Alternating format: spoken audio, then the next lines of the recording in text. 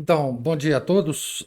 Nós estamos aqui, então, analisando o texto e fazendo comentários, né? O texto do E. Michael Jones sobre o livro do Harari, Yuval Noah Harari, sobre a história de tudo, né? História de tudo.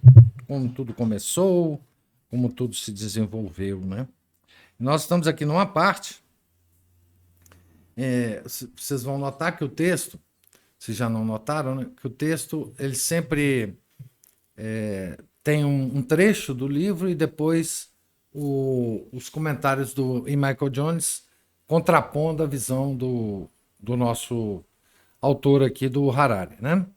Então, eu estava numa parte, eu vou ler dois ou três ou três parágrafos antes para a gente continuar onde eu parei na semana passada. Na página 6, na 6, Henrique. Se for este o caso, No parágrafo anterior, se como ele parece acreditar. Então, se como ele parece acreditar, ele, Harari, né? A história nada mais é do que a descrição do movimento dos átomos no cérebro. Harari podia ter escrito um livro muito mais curto e nos poupado do esforço de ler seu tomo de 400 páginas. Reconhecendo tacitamente este fato, Harari troca de montaria no meio do caminho, abandona o seu materialismo sem nos dizer e afirma que a história humana começou com algo que ele chama de revolução cognitiva. Daqui em diante, agora o trecho do Harari, né? As narrativas históricas substituem as teorias biológicas como nosso principal meio de explicar o desenvolvimento do Homo sapiens. Para compreender a ascensão do cristianismo ou da Revolução Francesa, não basta compreender a interação de genes, hormônios e organismos. É preciso levar em conta também a interação de ideias, imagens e fantasias. Que fecha o trecho do Harari.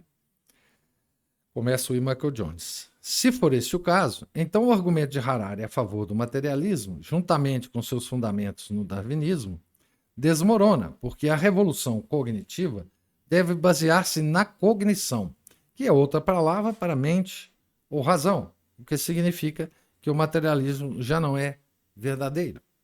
Mas acontece que Harari também não acredita em cognição. Mais adiante em seu livro, Harari remonta o cavalo materialista, que havia abandonado anteriormente, e numa glosa sobre a Declaração de Independência Americana, nos afirma: assim como as pessoas nunca foram criadas, de acordo com a ciência da biologia, também não existe um criador que as dote de alguma coisa. Existe apenas um processo evolutivo cego, desprovido de qualquer finalidade, que leva ao nascimento dos indivíduos. Dotado pelo seu criador, deveria ser traduzido simplesmente por nascido. Da mesma forma, não existem coisas como direitos em biologia. Existem apenas órgãos, habilidades e características. Então, que foi aqui que nós paramos, então, na semana passada. Agora vamos ver os comentários que o Michael Jones vai fazer a essa afirmação do Harari, né? Certas consequências políticas decorrem do ateísmo de Harari. Gente, isso aqui vai ser uma aula de a que o ateísmo leva as pessoas, tá? A que ela leva as sociedades.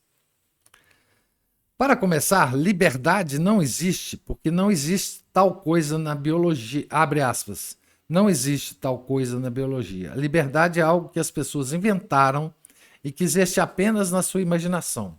Fecha aspas. Essa é a nova citação do Harari, né? Então, aí as consequências que vão se seguir, né? Bem, o automóvel também é algo que as pessoas inventaram.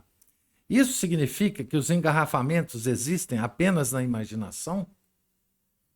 Então veja como é que ele começa a contrapor, né? A ordem social é como a liberdade, ou é como o automóvel? Ou devo dizer automóvel, entre aspas?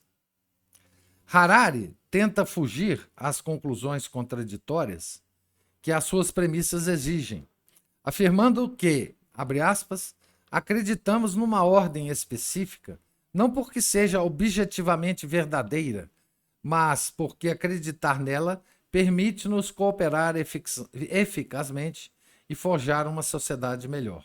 Então veja que ele está aqui questionando a realidade inteira, não é? A realidade inteira. Então, acreditamos numa ordem específica porque faz uma sociedade melhor. É uma visão utilitária, né? O uso que Harari faz da palavra nós, acreditamos, né? Nós acreditamos numa ordem específica. Então, o uso que Harari faz da palavra nós traz à mente a piada sobre Tonto e o Cavaleiro Solitário. Sua piada é: o que você quer dizer com nós, cara pálida? Quem, em outras palavras, determina se acreditar numa determinada ordem imaginada realmente, abre aspas, nos permite cooperar eficazmente e criar uma sociedade melhor. Se não houver nada objetivamente verdadeiro nessa ordem, ela será escolhida porque algumas pessoas gostam dela. Se as pessoas que gostam dela tiverem poder político, imporão essa ordem imaginada ao resto de nós. Se a ordem social não tem base na natureza, a sua única outra fonte possível é a vontade humana, mas não qualquer vontade humana. Na ausência de uma ordem moral baseada na estrutura lógica do universo, a única ordem social alternativa possível é aquela em que os poderosos conseguem impor a sua vontade aos fracos. E esta é precisamente a ordem que Harari propõe. E se as pessoas que não gostam não tiverem poder, essa ordem ser-lhes-á imposta de qualquer maneira. Assim, em suma, a filosofia de Harari se resume a que o poder faz o direito. Se a justiça é uma ficção, então a verdade, ou o que é científico ou real, é a opinião dos poderosos. Essa é a aula que o E. Michael Jones dá, tá certo? Então, para quem não acredita que existe uma ordem objetiva no universo e que essa ordem ela se espraia também para a ordem social, que é objetiva, a única outra ordem possível é a ordem dos poderosos, que vai usar todo o seu poder, aqui científico, né, para impor essa ordem. Nós podemos entender isso, nós que temos os nossos olhos abertos, porque nós já vivemos numa ordem assim, né? Em todo o mundo, né? Essa ordem que está sendo imposta e que pelos poderosos, né? Que tem um profundo desrespeito, um profundo nojo pela ordem social real que advém, né, do Logos, né, que é a única ordem possível para que o ser humano viva em paz, né? Como eu disse, certas consequências políticas decorrem da descrição do universo feita por Harari. Então, aqui é outra coisa. Você descreve o universo cientificamente, como eles têm descrito, e dessa descrição do universo você tira várias consequências para a ordem social. Então, volta aqui a nossa discussão sobre a cosmologia, etc, etc.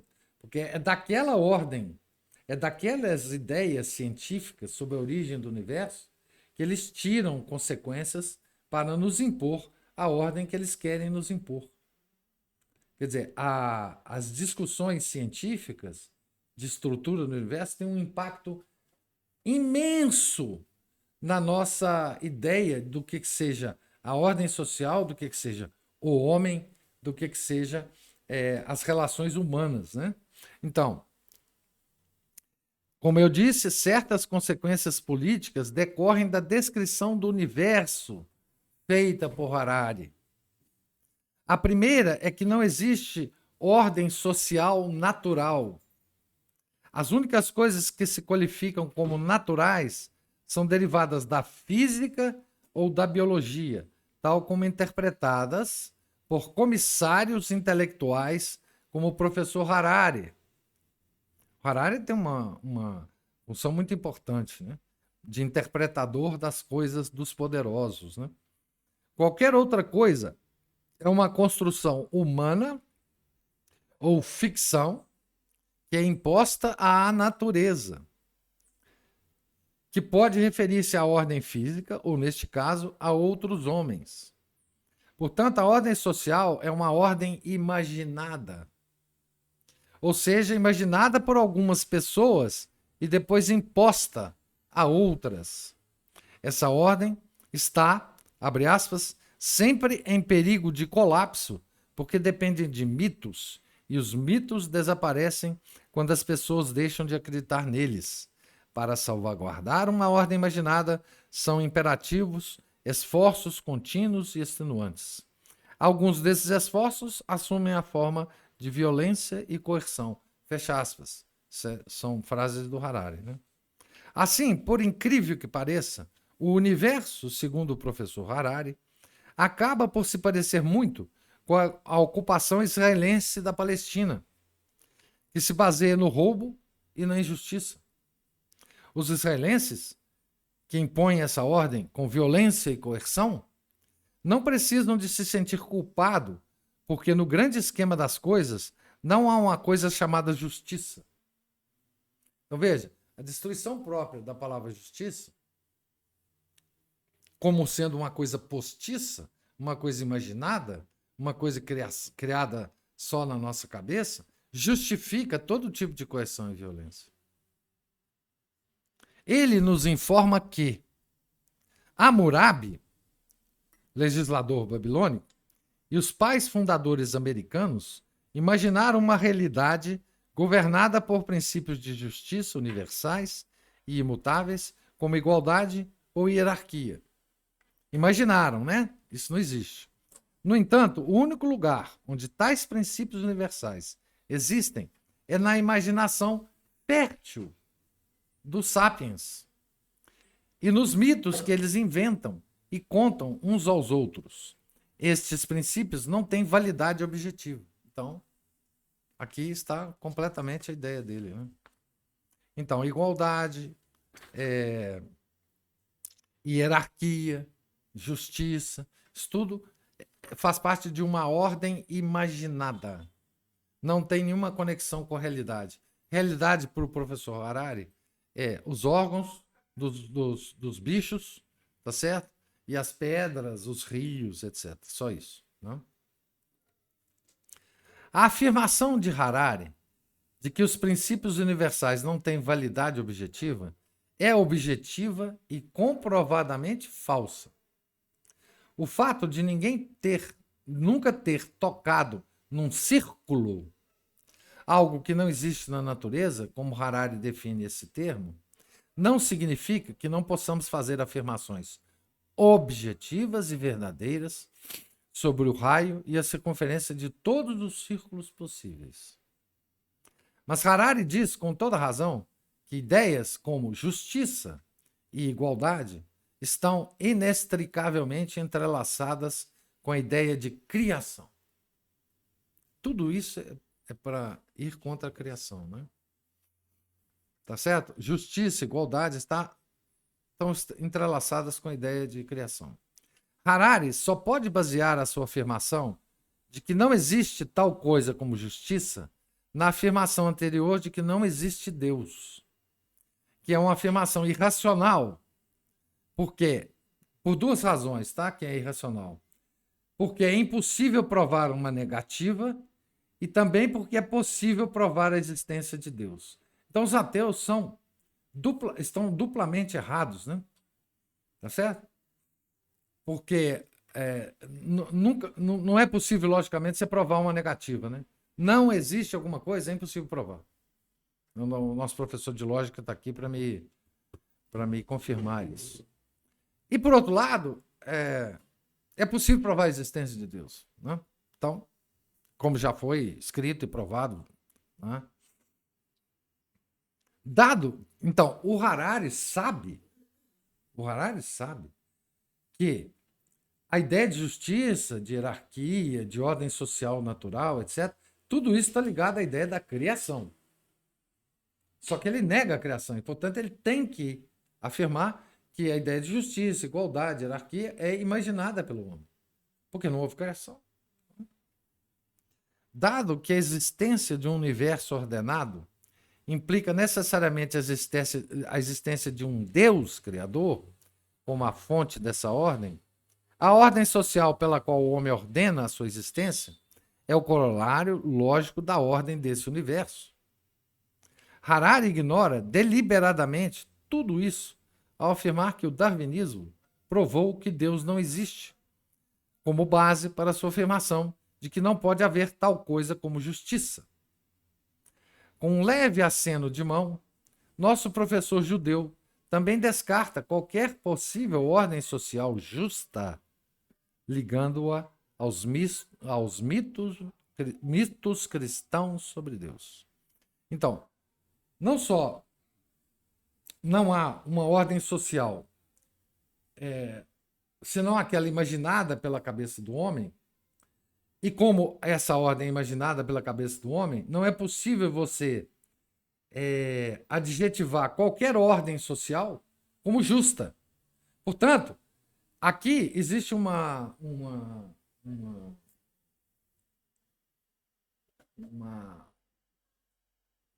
quer dizer, como você não pode imaginar que existe uma ordem social justa, qualquer ordem imposta por qualquer poder no mundo, ela não pode ser caracterizada como injusta. Porque é só uma outra ordem social. Uma outra, imaginada. Né? Então, Isso é uma palavra. não tem com nada. Não tem com nada. Então, vamos lá ao professor. Os americanos tiraram a ideia de igualdade do cristianismo, que argumenta que cada pessoa tem uma alma criada divinamente e que todas as almas são iguais perante Deus. Contudo, se não acreditamos nos mitos cristãos sobre Deus, a criação e as almas, o que significa que todas as pessoas são iguais? A evolução é baseada na diferença, não na igualdade. Cada pessoa carrega um código genético um pouco diferente e está exposta desde o nascimento a diferentes influências ambientais. Isso leva ao desenvolvimento de diferentes qualidades que trazem consigo diferentes chances de sobrevivência. Criados iguais deveria, portanto, ser traduzido como evoluíram diferentemente. Então, veja bem, o Harari, ele sabe. Esse vai ser um ser humano que, quando no julgamento particular dele, ele não vai poder alegar ignorância. Porque a palavra é o seguinte, ele fala assim, a ideia de igualdade é tirada do cristianismo, que argumenta que cada pessoa tem uma alma criada divinamente e que todas as almas são iguais perante a Deus. Ele sabe. Né? E é disso que ele discorda. Baseado no tal darwinismo, né? Que o darwinismo provou para ele que isso não existe. Né? Observe que Harari enquadra a questão para chegar à sua justificativa para uma ordem social justa. Desculpe, injusta. Justificar uma ordem social injusta, né? Ignorando o Antigo Testamento e o fato de que a existência de Deus é uma questão de razão e não de fé. Harari vira o jogo contra aqueles que são racionais ao afirmar que a criação é baseada em mitos cristãos sobre Deus. A existência de Deus é, assim, removida do domínio da razão e colocada dentro do domínio da fé, que ipso facto, para Harari, que é ipso facto, para Harari, o domínio do irracional. Então, como ele não acredita na prova da existência de Deus do ponto de vista da razão, né? Ele fala que quem acredita em Deus, acredita porque tem fé. Tá certo? Então, se ele remove Deus da ordem da razão e passa para a ordem da fé, então acontece tudo isso que ele está falando aqui, né? E a fé, para ele, é o domínio da irracionalidade, né? Como alguém poderia esperar que um judeu acreditasse em mitos cristãos? Como alguém poderia esperar que um cristão acredite neles se são mitos? Harari, então, propõe algo fundamentalmente irracional, a saber, o ateísmo como a essência da racionalidade. Perdão, eu não fui na primeira aula, mas ele é judeu em que sentido? Ele é judeu? Judeu não tem a verdadeiro? Não, mas cristão, meu filho, cristão. Ele está falando de cristão. O judeu não aceita Cristo. Não aceita Cristo, mas a criação está lá no. Ah, não, mas ele. Primórdios da. Não, sim, da mas ele é judeu ateu. Entende? Ele é judeu ateu. É um judeu, como diz o. Tem um outro judeu, esse muito melhor do que o Harari, muito mais interessante, que é ai, Deus do céu. Ele se diz judeu secular. Aquele que escreveu a Ilusão de Deus, respondendo respondendo ao Dawkins, É um dos 4 cavalos? Não. Esse cara é bom demais. Ele é autor do God's Delusion. Richard Dawkins? Não, Richard Dawkins. Não, é o God's Delusion. Não, é o Devil's Delusion. Devil's Delusion. Ele se diz, no prefácio do livro, eu já li algum. É o David Berlinski. O David Berlinski também é um judeu ateu, por incrível que pareça, mas ele é sensacional. Ele é sensacional. É judeu só Não, ele é judeu e ateu, infelizmente. Mas ele é um intelectual extremamente importante. E se vocês pegarem o livro dele, pode ler que ele é bom. Não é igual esse nojento desse cara aqui, não. Pois bem, aqui eu entro num outro tópico do livro, que eu resolvi dividir esse capítulo em tópicos, né? Não tem essa divisão originalmente no livro. Chama Linguagem e Logos. Essa é uma das partes mais interessantes desse livro. Mais profundas e mais de maior consequência para nós. O livro de Harari constitui um longo ataque à linguagem, à fala e à racionalidade. Todas elas incluídas na palavra grega logos. Então, quando se ataca a racionalidade humana, você tem que obrigatoriamente atacar a linguagem. E nós vamos ver como é que esse ataque vem da parte filosófica, podre, e da parte científica também podre. Tá certo? Nós vamos ver isso aqui tudo. Então, logos, aqui é o tema central, inclusive, do livro dele, né? do Michael Jones. Acontece que a fala é a principal característica que distingue o homem dos animais. Os antigos gregos entendiam que o homem era diferente de todos os outros animais porque ele podia falar.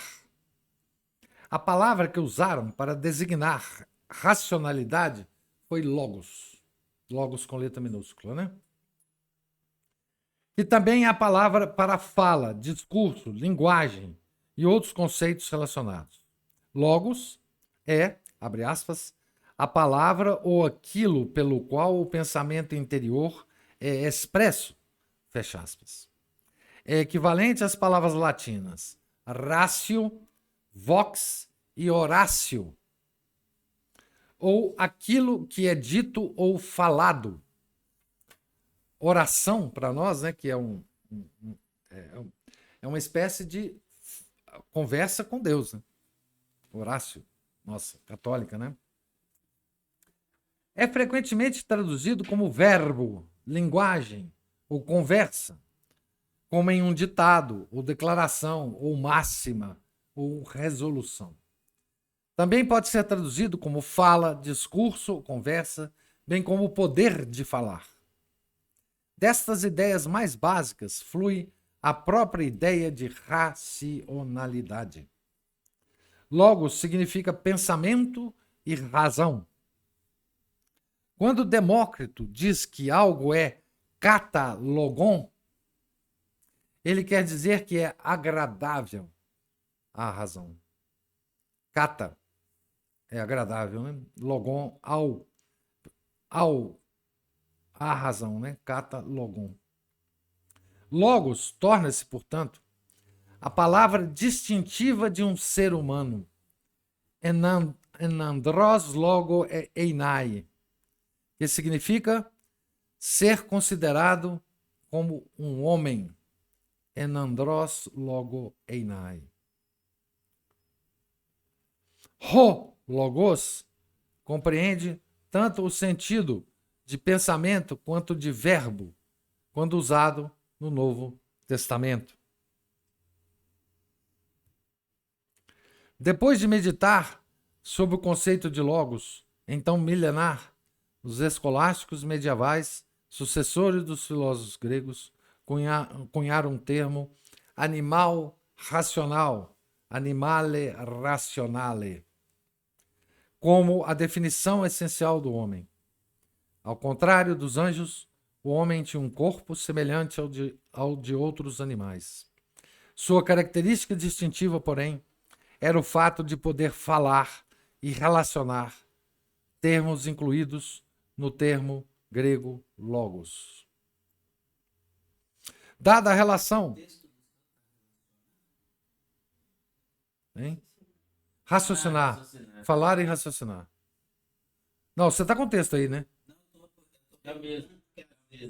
Não, é o mesmo. Termos incluídos no termo logos, né? Grego logos. Dada a relação dos revolucionários judeus com logos, como veremos, não surpreende que o livro de Harari seja um ataque prolongado a todos os conceitos que os gregos associavam a essa palavra. Então veja bem, os judeus estão em luta contra o logos desde a crucificação do nosso Senhor Jesus Cristo. Porque Nosso Senhor é o verbo, né? Que é outro termo para logos, né? Então, quando eles crucificaram o verbo, eles crucificaram a linguagem, a racionalidade humana e tudo mais, né? Tá certo? Então, as consequências, digamos assim, puramente mundanas da crucificação do nosso Senhor Jesus Cristo é crucificar a racionalidade. Tá? É claro que a crucificação do nosso Senhor tem toda um significado para nós muito maior do que isso, mas do ponto de vista mundano significa isso. Tá? Você tem que estar em permanente. Se você não aceita o verbo divino, você não aceita a linguagem humana. Você não aceita relacionamento humano. Você não aceita a racionalidade humana. Não tem jeito de você aceitar. Tá certo? E até hoje os judeus se caracterizam exatamente por essa característica geral, né? Os materialistas acreditam que a consciência é um ignis fatuus. Aqui eu explico o que é ignis fatuus. É o fogo fátuo, né? Traduzido como fogo fátuo.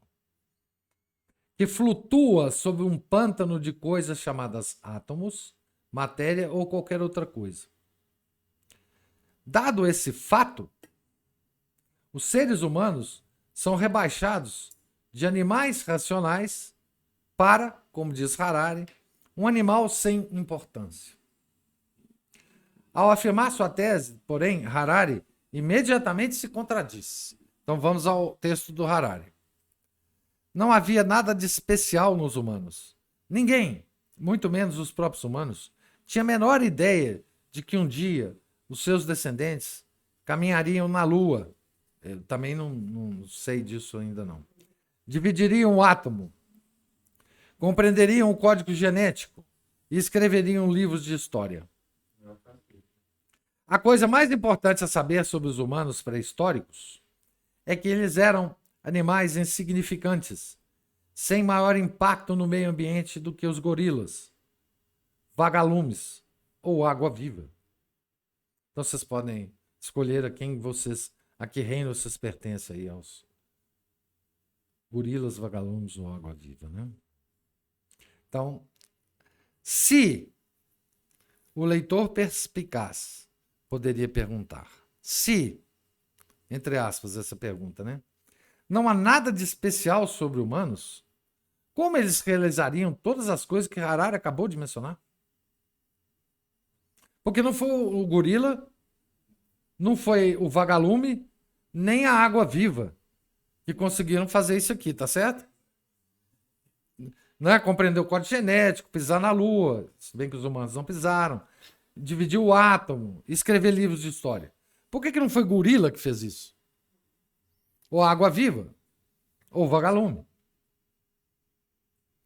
Harari afirma que, abre aspas, as pessoas ficaram indignadas, fecha aspas, quando Charles Darwin afirmou que o Homo sapiens, abre aspas, era apenas outro tipo de animal, fecha aspas.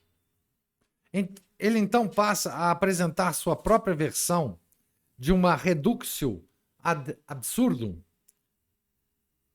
da já absurda ideia de Darwin ao afirmar que, gostemos ou não, abre aspas, né, gostemos ou não, somos membros de uma família barulhenta chamada de grandes símios, fecha aspas, cujos parentes mais próximos são os chimpanzés. Na verdade, abre aspas, há apenas 6 milhões de anos, uma única primata tinha 2 filhas. Uma se tornou o ancestral de todos os chimpanzés. E a outra é a nossa própria avó. Olha só. Olha a historinha que ele está contando para nós aqui, gente. Então, há 6 milhões de anos, olha a historinha então. Com todas as confirmações científicas, tá? Ele tem todas as confirmações científicas disso. Então, a historinha que ele está tentando nos contar é o seguinte. Há 6 milhões de anos, uma primata teve 2 filhas. Uma se tornou a ancestral de todos os chimpanzés. A outra, a nossa própria avó. Assim. Não, assim, simplesmente. Uma deu uma desgarradinha assim, e você vai ver como é que ele acha que o primata se transformou em ser humano, né? Quer dizer, Na minha época estudante não era 6 milhões, não, era menos, hein? Estender isso aí para 6 milhões. Pois é, isso é coisa dos doidos, né? Era tipo 300 mil anos, né? Aqui tá 6 milhões mesmo. Harari, ao que parece, não consegue eliminar o livro do Gênesis de sua mente. Talvez por causa de sua afirmação central sobre a raça humana, a saber que todos os humanos descendem de um homem e uma mulher. Foi validado pelo Projeto Genoma.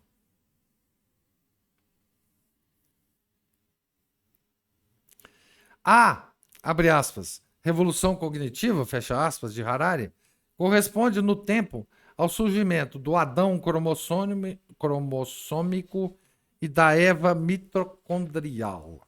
Nós já falamos disso aqui, quando a gente falou do Gênesis aqui, né, no livro do Gênesis, né? Então, vamos lá para o Harari, né?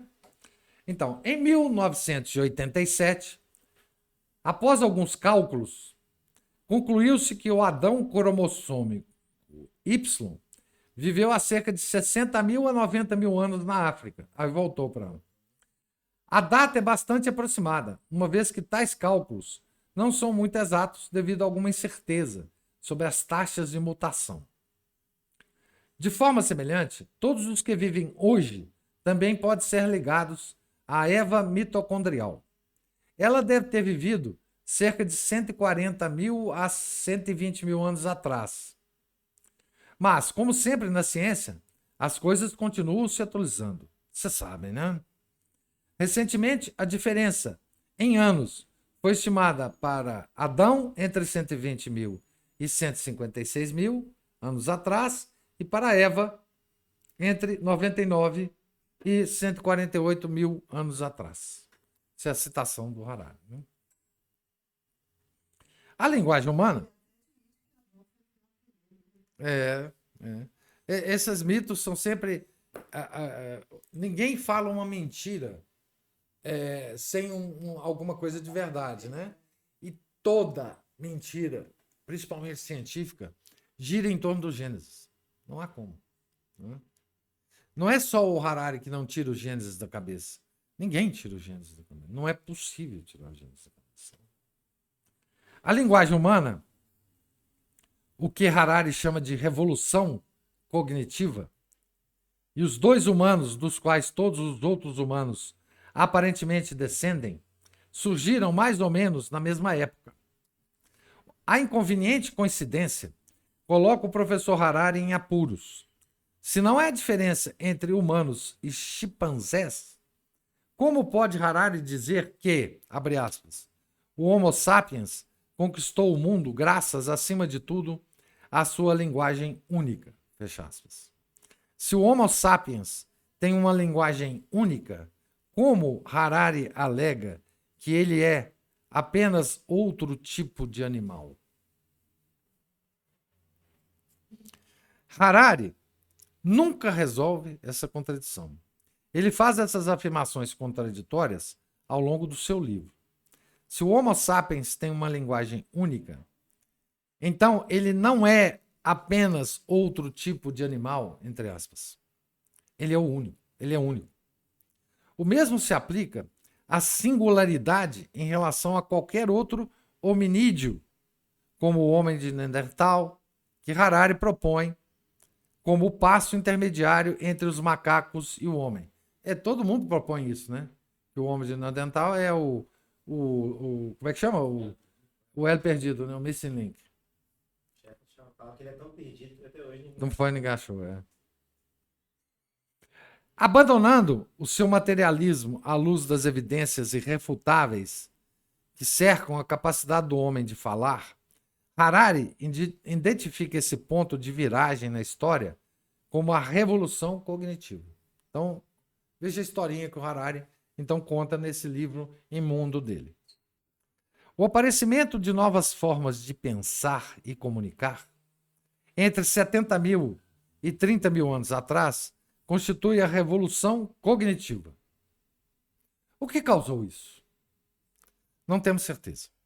A teoria mais comumente aceita argumenta que mutações genéticas acidentais alteraram a fiação interna do cérebro dos sapiens, permitindo-lhes pensar de maneiras sem precedentes e comunicar-se usando um tipo de linguagem totalmente novo. Poderíamos chamá-la de mutação da árvore do conhecimento. Outra imagem do Gênesis, né? Por isso, você não aumenta a sua raiva, não. Calma, Cleverson, calma. Por que isso ocorreu no DNA dos sapiens e não no dos neandertais? Foi uma questão de puro acaso, pelo que sabemos. Então, veja bem, a historinha o homem era um bicho lá qualquer, tá? Um macaco lá.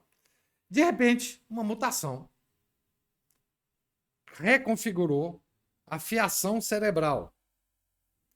E aí o homem acordou um dia e começou a falar. Entendeu? Não só falar, como pensar. Começou a falar, né? Mas veja como que isso é irracional. Ele vai explicar como é irracional isso aqui. Eu vou deixar o próprio Michael Jones falar. Harari tenta ter o bolo e também comê-lo, quando afirma que a linguagem torna o homem único entre todos os outros animais da Terra, porque, abre aspas, mutações genéticas mudaram a fiação interna do cérebro dos sapiens. Fecha aspas. Então vamos lá. Vamos analisar direitinho o que o Harari está falando. Primeiro de tudo, como ele sabe que isso é verdade? Ele está propondo como credível algo para o qual não há provas. Ele simplesmente extrapolou a afirmação a partir das premissas do darwinismo. Deixando de lado a causa por um momento, ainda nos deparamos com um problema. Se, como afirma Harari, todos os humanos tiveram um ancestral comum, que ele identifica como chimpanzé, como ocorreu a revolução cognitiva? Então vamos imaginar, né, com o E. Michael Jones aqui. Se o que ele chama de... Não, ainda antes. O macaco começou a falar de repente? Se sim, para quem ele começou a falar? Para outro macaco? Se o que ele chama de mutação da árvore do conhecimento ocorresse em apenas um macaco, esse macaco não teria mais ninguém com quem conversar. O mesmo se aplica aos humanos. São necessárias duas pessoas para manter uma conversa. O primeiro macaco falante conversou com um ser humano já existente? Se sim, quando o primeiro humano começou a falar? No mundo real, nenhuma comunicação seria possível, porque os humanos podem falar, mas os macacos não. O linguista Noam Chomsky é outro que é absolutamente nojento. O linguista Noam Chomsky, que não acredita que os animais sejam capazes do falar humano, concorda com a transição para a linguagem humana, concorda que a transição para a linguagem humana foi repentina. Abre aspas para o Noam Chomsky. Parece que, dado o tempo envolvido, houve um súbito grande salto para frente. Fecha aspas. Tal como Harari, contudo, Chomsky sente que a causa foi, abre aspas, alguma pequena modificação genética que, de alguma forma, reprogramou ligeiramente o cérebro e disponibilizou essa capacidade humana para a linguagem. É a mesma coisa, né, que o Harari estava falando. Teve uma mudança na fiação cerebral e o homem surgiu. Talvez um raiozinho, né? Tal como Harari, Chomsky é intelectualmente prejudicado pela sua adesão às afirmações de biólogos falecidos. Por quê? Limita a causa à mutação genética. Por que limita a causa à mutação genética? Chomsky conclui que o advento da linguagem humana, abre aspas, tinha que ter acontecido numa única pessoa. Fecha aspas. Interessante isso. Como é que uma pessoa racional, né, um intelectual de renome internacional, consegue fazer uma afirmação dessa, né? Eles contradizem a própria ciência. Toda hora. E o bom senso também, né? E o meio? Eles não falam do meio? O meio não é necessário para que a coisa aconteça?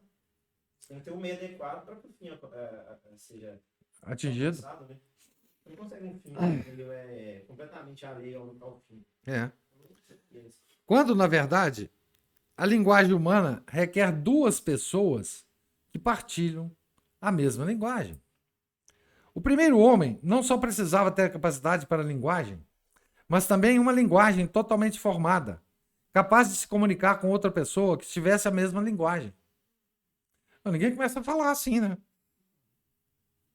Se a linguagem humana surgisse através de modificação genética, a mesma linguagem totalmente formada teria que aparecer simultaneamente e, por acaso, nas mentes de dois seres humanos vivendo tão próximos o suficiente para que esses dois humanos pudessem falar um com o outro, algo que é tão improvável que é virtualmente impossível. Então, veja bem, se fosse por acaso, esse acaso, o mesmo acaso deveria acontecer a duas pessoas, tá certo?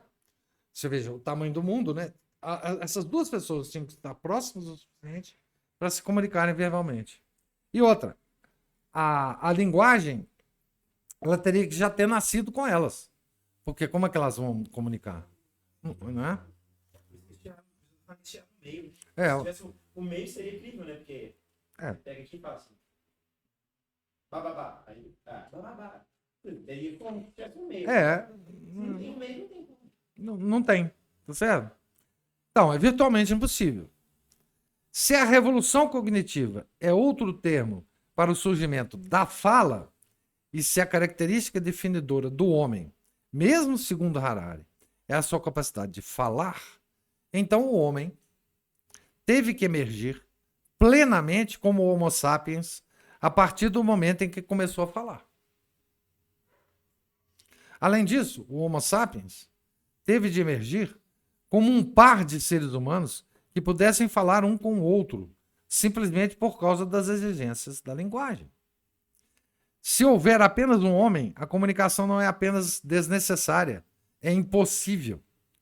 A comunicação requer 2 seres humanos e uma linguagem que lhes permita comunicar de forma eficaz e imediata. A linguagem pode crescer em vocabulário e sofisticação uma vez que exista, mas não pode evoluir a partir de algo que não é. Lembra que no início do capítulo tem uma citação do Parmênides, né? O que é não pode surgir do que não é. Não é isso?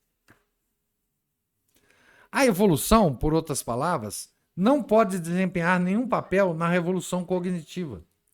É uma proposição de tudo ou nada que necessita da criação como causa, porque todas as partes, homem, racionalidade e fala, tiveram que surgir do nada simultaneamente para funcionar. Se não surgir do nada, isso não vai funcionar. Então, é uma coisa que está logicamente fora do reino do acaso. O acaso não pode explicar o surgimento disso. É o que ele falou. Uma vez que a linguagem exista, ela pode evoluir no tempo. Se sofisticar, os termos serem mais precisos, enfim. Né? Mas surgir, não.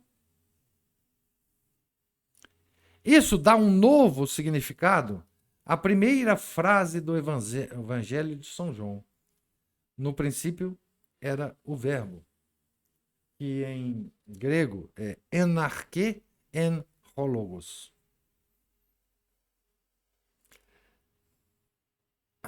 Agora logos com letra maiúscula. Né? A raça humana começou, em outras palavras, quando um homem falou a primeira palavra a outro homem. Ou como diria o autor do Gênesis, a outro homem que por acaso era uma mulher. O fato de todos nós termos nos acostumado às histórias dos homens nas cavernas, ou aos desenhos animados do Mickey Mouse, ou às cenas de abertura de 2001, Uma Odisseia no Espaço, não muda o fato de que apenas os humanos podem falar e que eles só podem falar um com os outros e que, para isso, devem partilhar uma linguagem comum a partir do momento em que começam a comunicar, momento que coincide com a sua existência como seres humanos. Mickey Mouse fala, né? O macaco lá da abertura, lá do 2001 também, né?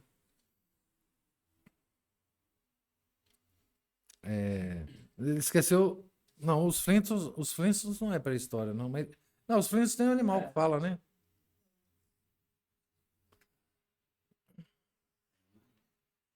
Então, estar contra o Logos é considerar tudo isso que ele acabou de falar, tá? Estar contra o Logos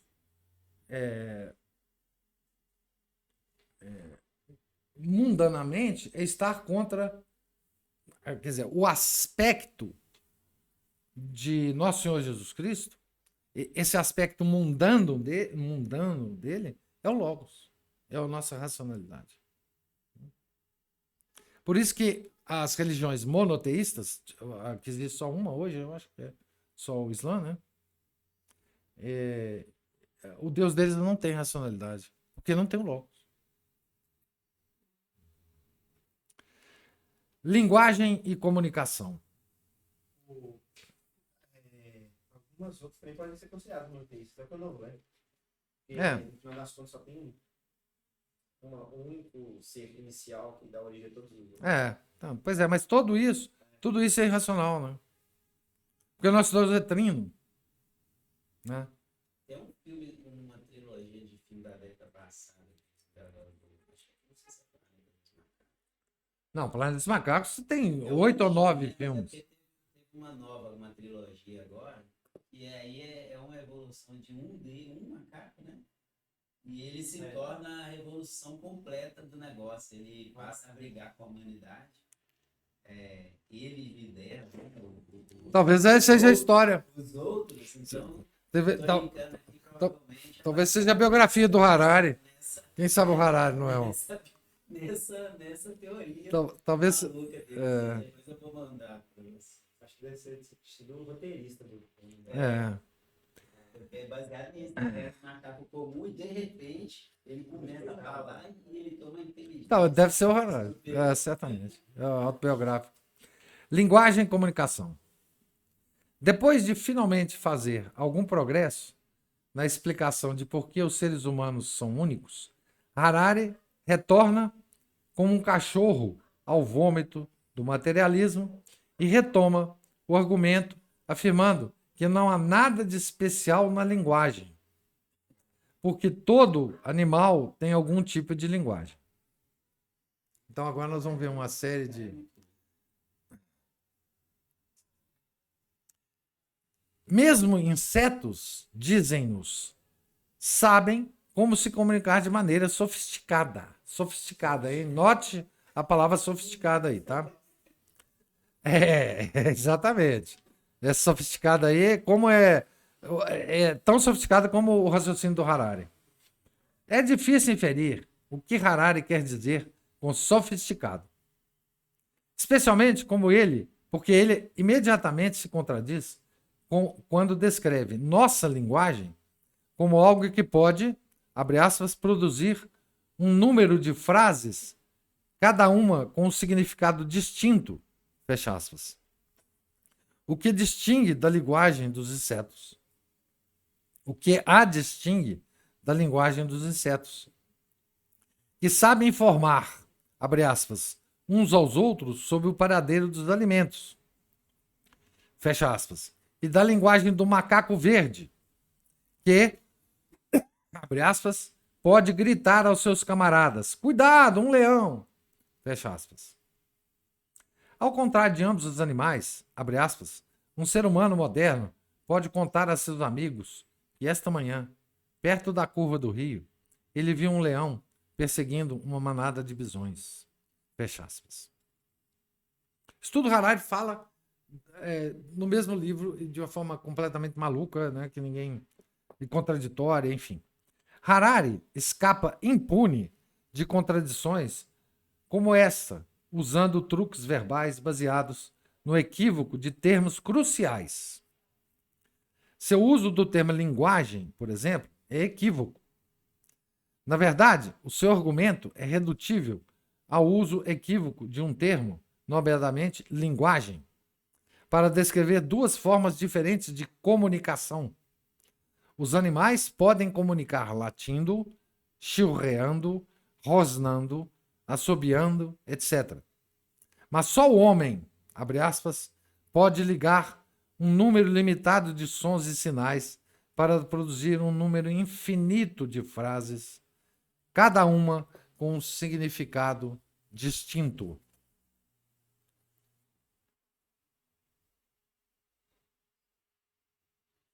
Essa frase é do próprio Harari, tá? Essa última que eu li é do próprio Harari. Tá? Eu fui até checar aqui, falei, não é possível. Não, é do Sapiens, na página, 22. Então, do que pensar, ele afirma e contradiz a a mesma coisa. E sem... nega a contradição que ele mesmo afirmou. E é tranquilo. E vai, e o livro é maravilhoso, vendeu 45 milhões de cópias, e é maravilhoso. É tudo maravilhoso. 45 milhões. A linguagem é, portanto, prova de que o homem é único. o que é precisamente o que Harari nega quando o descreve como um macaco. Sabemos por experiência própria que os macacos podem comunicar, mas não falam. Quem já teve filhos e um cachorro como animal de estimação entende isso. Os cães latem e abanam o rabo quase desde o momento em que nascem, mas nunca progridem além dessa forma de comunicação, seja com seus donos ou entre si. As crianças começam suas vidas como comunicadores aproximadamente no mesmo nível que um cachorro da família. Sorrindo ou chorando, mas por volta de 1 ano de idade, elas começam a falar palavras. E no ano seguinte de suas vidas, começam a falar frases.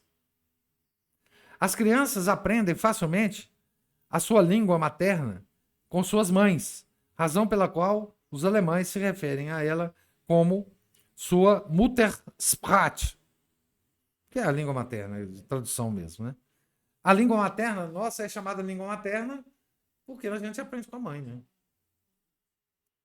As crianças, por outras palavras, têm uma aptidão natural para algo que os animais não racionais não conseguem aprender, apesar da capacidade de algumas espécies imitarem sons. Quanto tempo nós temos aí, Henrique? 55. Ótimo lugar para a gente parar aqui. Porque agora nós vamos começar uma coisa muito interessante, que é a tentativa dos psicólogos darwinistas. Sabe que existem psicólogos darwinistas, né?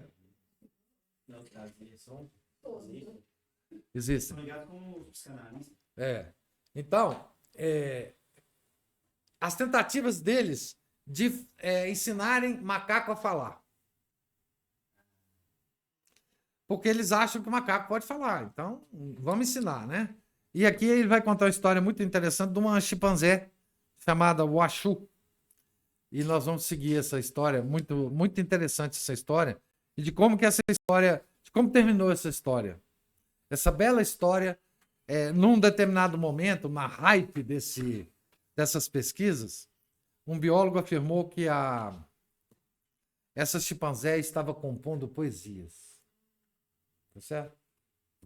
É a mesma coisa do negócio do Elon aqui, para colocar um chip na cabeça do chimpanzé e fazer ele.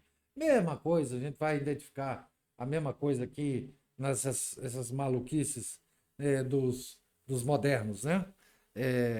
Então, essa parte é muito importante do ataque à linguagem, tá? O ataque à linguagem é o ataque ao logos. O ataque ao logos é o ataque a nosso Senhor Jesus Cristo, do ponto de vista mais baixo, do ponto de vista mais inferior, porque ele não veio aqui, ele veio aqui para nos salvar, né? Só que ele era Deus, e Deus tem todos os aspectos da realidade embutidos nele, né? Então esse aspecto da realidade das pessoas atacarem a linguagem é apenas um disfarce das pessoas atacarem a nosso Senhor Jesus Cristo, certo? Que é o Logos, que é a fonte de toda a racionalidade humana, que é a fonte de toda a apreensão, a capacidade de apreensão da nossa mente, né? Porque Deus nos criou para que a gente o compreenda dentro das nossas limitações, mas o compreenda, porque ninguém que não compreende não pode amar, certo? Nós somos feitos para amar a Deus, portanto temos que compreender, portanto temos que ter a razão, o logos, né, interno. E todo mundo que quer nos atacar vai usar essa arma, né? Dentre várias outras armas, que é a arma aqui do nosso professor judeu homossexual da Universidade Hebraica de Jerusalém e da PUC do Paraná, né, que nós informamos aula passada.